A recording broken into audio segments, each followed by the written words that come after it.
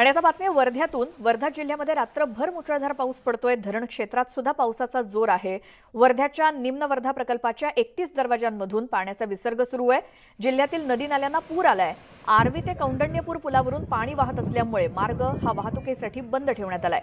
यशोदा नदीला सुद्धा पूर आल्यानं सरूळ इथल्या पुलावरून वाहू लागल्यानं पाणी वाहतंय, त्यामुळे राळेगाव वर्धा हा मार्ग बंद आहे।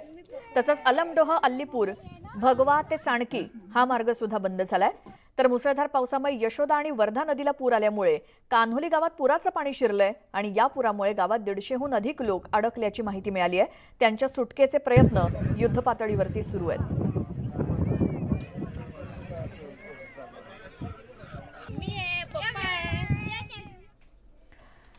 अमरावती जिल्ह्यामध्ये गेल्या 3 दिवसांपासून मुसळधार पावसामुळे मोर्शी येथील अप्पर वर्धा धरणाचे सर्वच्या सर्व म्हणजे 13ही दरवाजे गेल्या 3 दिवसांपासून उघडण्यात आले। त्यामुळे तिवसा तालुक्यातील कौंडण्यपूर येथील पुलावरून पाणी वाहत असल्यामुळे गेल्या 48 तासांपासून आर्वी कौंडण्यपूरची वाहतूक बंद आहे। तसंच अप्पर वर्धा धरणानजीक पुलावरून पाणी वाहत असल्यामुळे मोर्शी आणि आष्टी मार्ग सुद्धा 48 तासांपासून बंद आहे।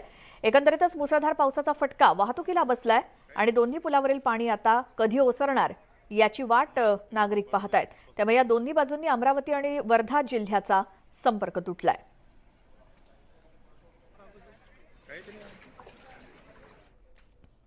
जळगावच्या पारोळा तालुक्यातील धरण क्षेत्रामध्ये मुसळधार पावसाने हजेरी लावली आणि तालुक्याला पाणीपुरवठा करणारं बोरी धरण यंदाही 100% भरलंय। धरणाच्या पाणलोट क्षेत्रात गेल्या 3 दिवसांपासून जोरदार पाऊस सुरू आहे। मुसळधार पावसामुळे बोरी धरणात प्रचंड प्रमाणात आवक वाढली आहे आणि 13 दरवाजांमधून विसर्गाला सुरुवात झाली आहे। बोरी नदीकाठावरच्या गावांना सतर्कतेचा इशारा देण्यात आलाय।